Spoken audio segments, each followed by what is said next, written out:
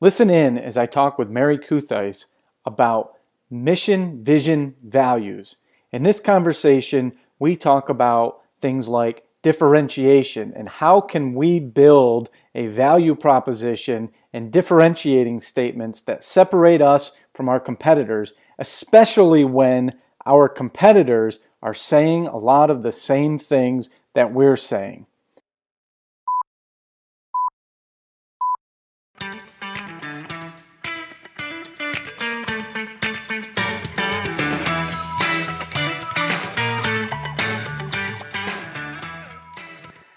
Welcome to today's podcast. I am joined by Mary Kuthais, and today we're going to be talking about the importance of mission, vision, values. And Mary has a very specific and unique take on this and a lot of insight and experience on how to help individuals and organizations kind of identify what makes them unique and identify those values that truly represent who they are, what they believe, and how they connect with their clients or customers in their marketplace. Welcome, Mary. Thanks for joining. Thank you for having me. So, as we start thinking about this mission, vision, values discussion, I would love for you to just share a little bit about who you are. For all of you out there, Mary just wrote a book, Making Minutes Matter. It's something that I've actually used for our own business and helping us shape our kind of vision statements and mission statements and value statements. But Mary, tell us a little bit about what you do and a little bit about the book you just released here recently. Well, I'll give it to you in a Reader's Digest version, if you will. I Perfect. spent 18 years in corporate America, and 19 years ago, I started my own company. And the focus of what I do is working with business owners and leaders of other kinds to help them use time to their best advantage and to navigate the relationships on the job that can make a, a business hum or provide some pitfalls for people as well. But for today's purposes, talking pretty much about the time piece of it, our business life, our personal life, everything has started moving so quickly, and there's so many different ways that we can spend our time um, trying to achieve a variety of different kind of goals. And when I work with ambitious people, the ambitious part of it means that they are trying to give their attention to a lot of different initiatives. They're driven to achieve a whole lot of different things. And how does one decide where to focus their time and energy to the best advantage? And this book was kind of a culmination of all the work that I've done over the past 19 years in helping people develop a process for making the best decisions about how they use their time to not only achieve what they want to achieve, but to feel good about the choices that they made along the way. Mm-hmm. Yeah, and in the book, you have a very specific section on values. I say mission, vision, values, but from us getting to know each other and talking over the years, you have a bit of a different take on that, don't you? You think that order is kind of backwards. I do. I think when I started doing this work for myself and my own business, the first thing I started with was the values. What drives me, and what is really important in the way I pursue different initiatives. Essentially, how I spend my time is based on what I value. And by looking at what the values or what your core values are from the very start, that is the foundation for your mission and your vision. So while mission, vision, values actually sounds better in terms of just the order that things go in, I think it's critical to be looking at your values first. And when you determine what those are, the mission of your business and your vision for what you want to create come out from there. And just for all of you listening, I worked with Mary and we did this for us, and she helped us kind of identify those values that were most important to us. And I was blown away because you know, what rose to the top was really, really reflective of who we are and who I am. And the single biggest one that came to the top, that was like our overarching value that is superior to all others, was accountability. And when I really look back, and I run a small boutique marketing agency, and accountability, yes, we believe in competency, we believe in being expert and all the rest of it, but accountability was one of the things that is really, really important to me. And I think it's also really, really important to my clients, especially working with wealth managers and working in regulated markets. You have to have people who will own what they do and hold themselves accountable. But I just share that because you helped me develop values that really were a reflection of who we are, and I thought that was amazing. So just wanted to share that. But on that topic, how important is it to truly develop the values that are really reflective of you? Because we see so often kind of these generic values, and we're all using similar words, but you helped us to pick words that other people are using, and maybe they're saying, oh, we should be accountable, or oh, we should be hardworking. But we ended up with ones that really were a reflection of who we are, and it's been very helpful. So how important is it, and what role, and how have you seen this really help, whether it's an individual, solopreneur, or a company of 3, 5, 10, 50, 100, take their business and really take it to a next level by kind of embracing the values that are theirs? In a couple of different ways, a couple of broad ways. You've heard that old saying that people do business with people they know, like, and trust, right?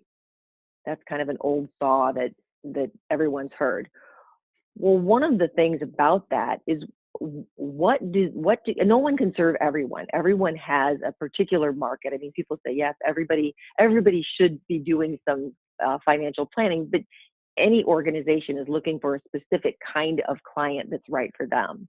So one of the ways to determine who that is to know who you are as an individual, who you are as an organization, and be very clear on that, because that way, when people understand who you are, they will be more attracted to do business with you because there is some synergy there.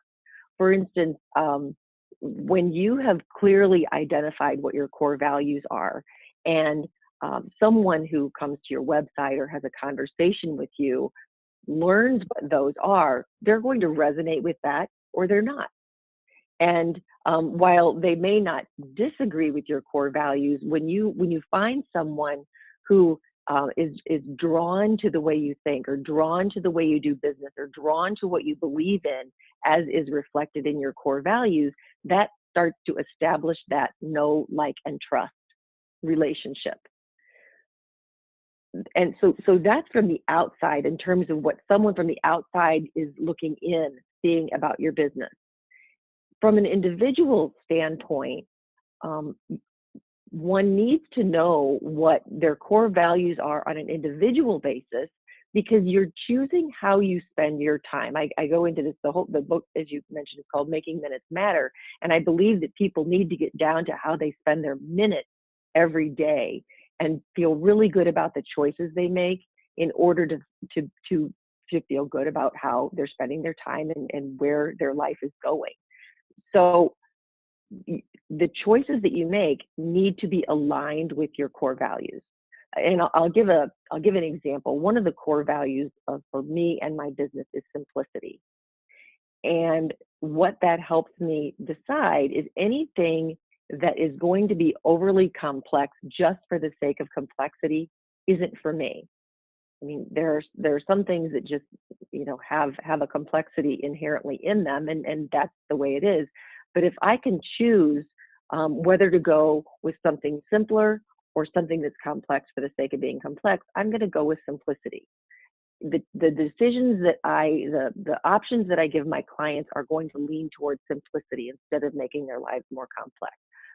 So it's how that when someone is both looking to do business with me, they're going to know that simplicity is very important, and that's what they're going to get out of work with me. And when I choose what initiatives I'm going to take on in my business, they're going to lean towards simplicity. So there's that outward looking in at what your values are, but also the inward choices that you're making about how you spend your time and how you structure your own company, where those values are going to come into play. So without that foundation, choices are being made based on outside forces, other people's opinions. There's all sorts of things that could impact the decision, but they're not based in what really truly matters to you and your business. I love how you reference that, and it takes me back to the those who listen know that I big follower of Simon Sinek. Start with why, and how people do business with people who believe what you believe, and I'm constantly sharing this. We've been doing a lot of helping our clients and firms to find ways to differentiate themselves. And I'd like to get your thoughts on this. So, wealth management, the independent wealth management space, very competitive. We're competing both within the independent channel, but within big wirehouse firms like Citibank and Morgan Stanley and UBS. And one of the challenges that everybody has is differentiation. And on the face of it, a lot of firms look the same, sound the same, offer the same fundamental services. And what I always tell our clients is what truly differentiates you is your people, their ideas, their worldviews, how they work and behave. And then that is ultimately what's going to be your differentiator, and then allow you to attract and connect with other people who are similar to you and similar views, similar philosophies on the world, and not just fundamentally differentiating on kind of the what you do piece. And it's a challenge, right? I mean, it's a challenge because how do you differentiate? So what I have been encouraging people is your competitor is going to use a lot of the same words, whether it's true to who they are or not, and we can't stop what they do. But in the end, when we do things like value propositions, mission statements, copy on our website, uh, sales presentations, when you look at that, you need to look at that and say, boy, this really sounds like who we are. This is authentic, right? And I'd love to get your thoughts on how important that is, and how people can really be comfortable being their authentic self in their brand and in their company, because it's hard. Yes. One of the key parts of the process when you're developing your core values is it doesn't just stop at however many words you've chosen. Those words have to be defined. What does that, because I mean, while words have a Webster's definition, when you're talking about what that word means to you and what it means to your organization, it's going to be very specific. And the more specific you can be, the better that's going to define your brand. So part of the process is not just determining what 5, 7, 8 words are the core values that are going to drive your business and the market that you seek and the people that you seek to help. But what do those mean? And what does it mean in practice in your organization?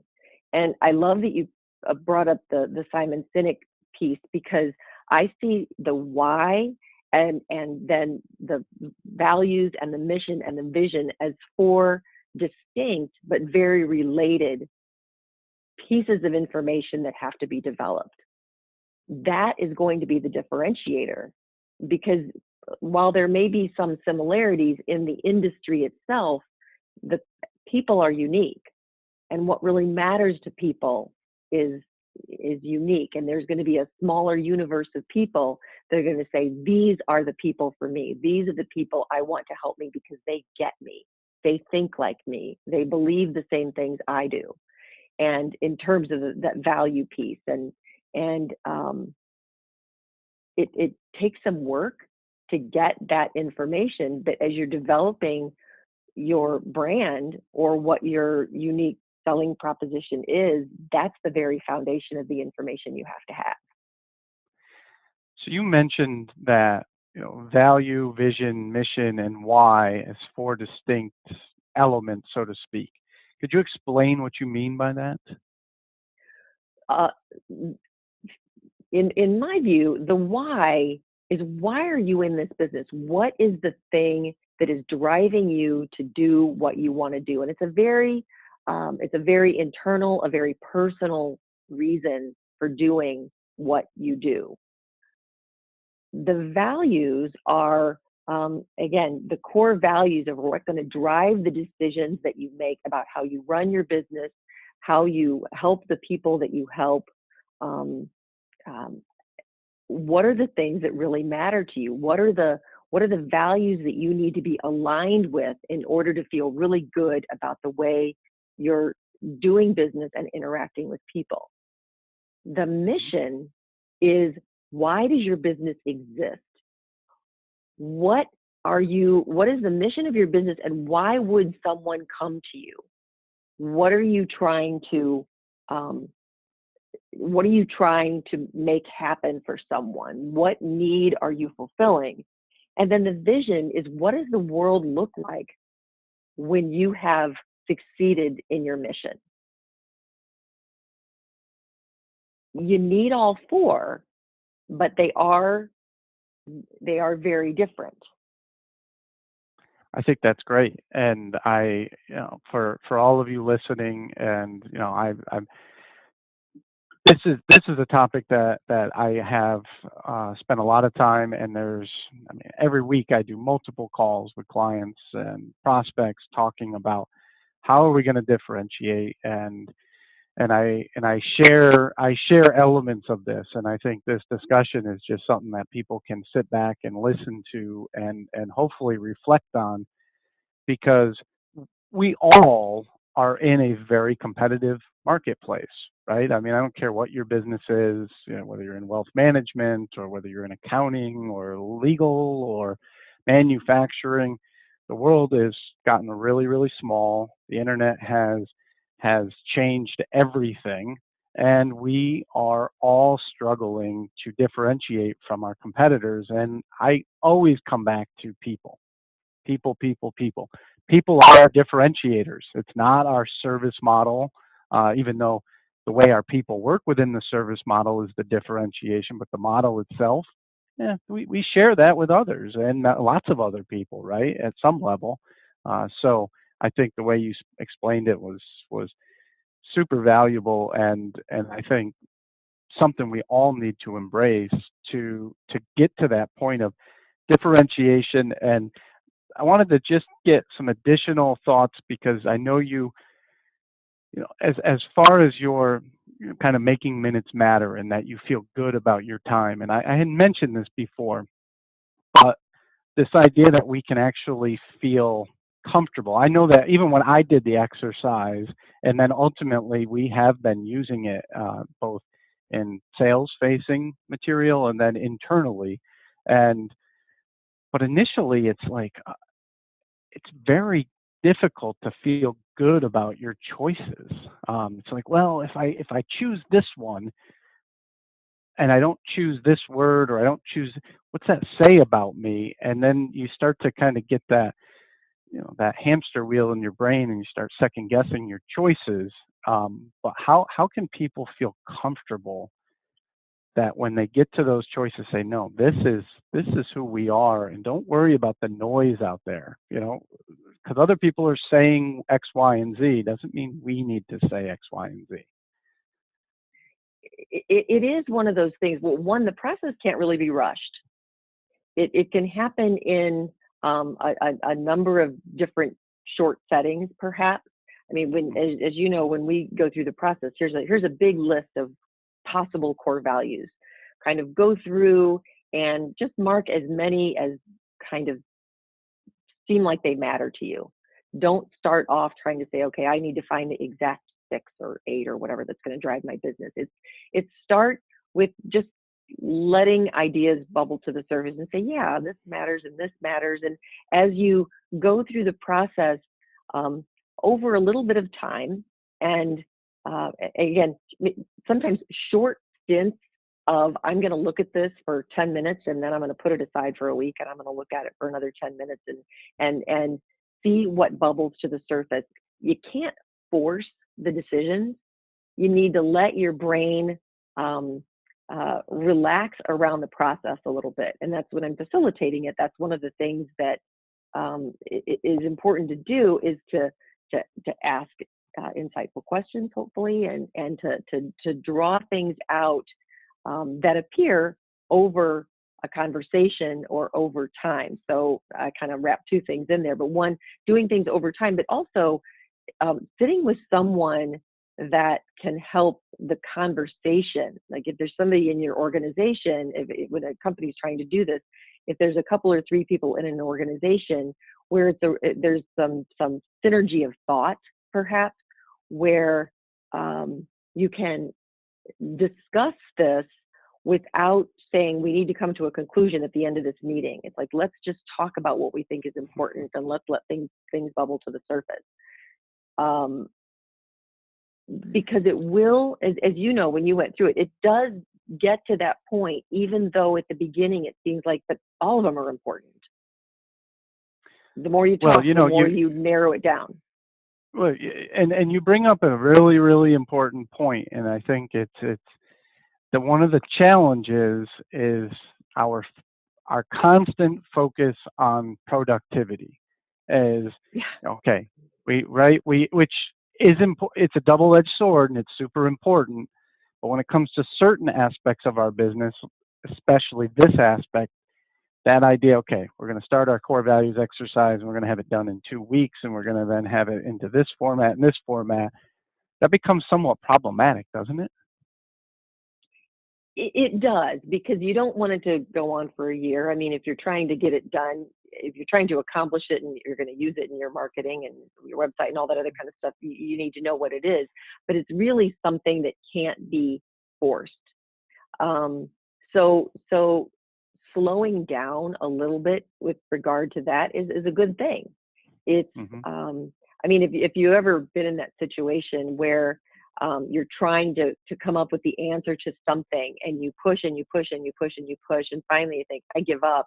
And then the next day you're in the shower and the answer comes to you because you just, I stopped pushing so hard to get to that solution. And as soon as I let my brain do what it needed to do without all the angst on the outside that I'm pushing on, it surfaced.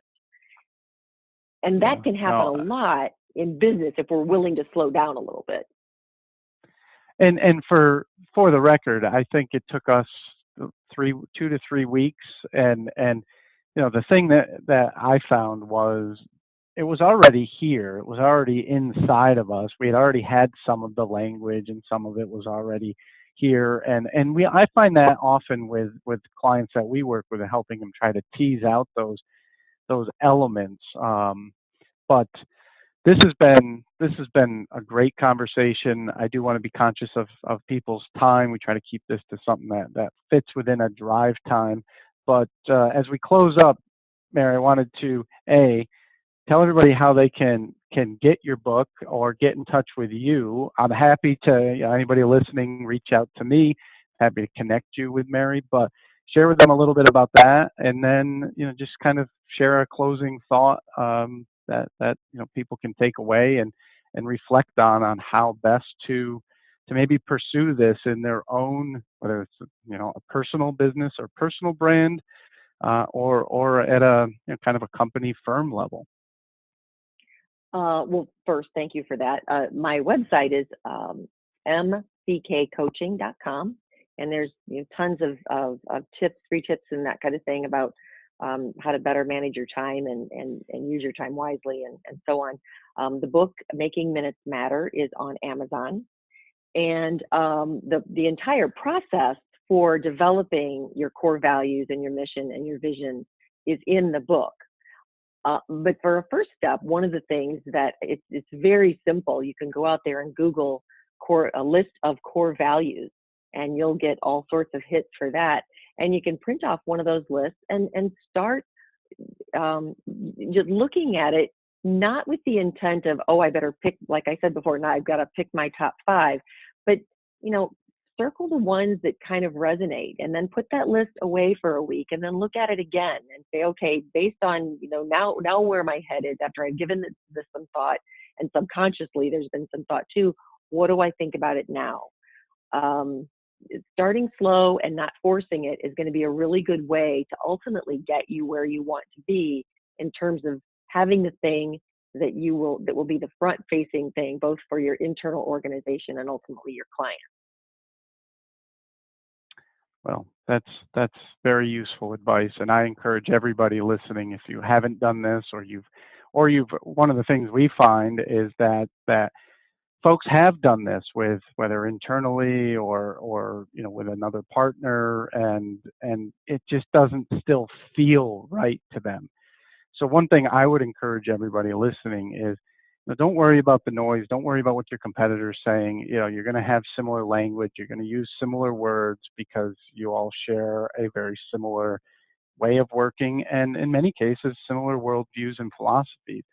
And at the end of this process, it should be like a mirror, a reflection. When you look at this, you say, this is us. I feel really, really good about this. And not be like, well, our competitor's doing this. And starting, like Mary said, is just going out there, Googling some. And if you just recently did this and it doesn't feel right to you, that's probably that gut feeling is probably an indicator that maybe it's not right, and that you need to revisit your values, mission, and vision, because it's going to drive all business growth going forward. So, Mary, thank you. Thank you for joining. Thank you. You put that very well, by the way. Yeah, you put it very well. If it doesn't feel right, it isn't right, and keep going. That's it, and I think it's an important lesson for all of business in our life, is when it just doesn't feel right, it's probably needs some work. So, again, thank you, Mary, and thank you for listening, and feel free to reach out to me at any time, chall@marketingwiz.co, and we'll see you on the next podcast. Thanks, Greg.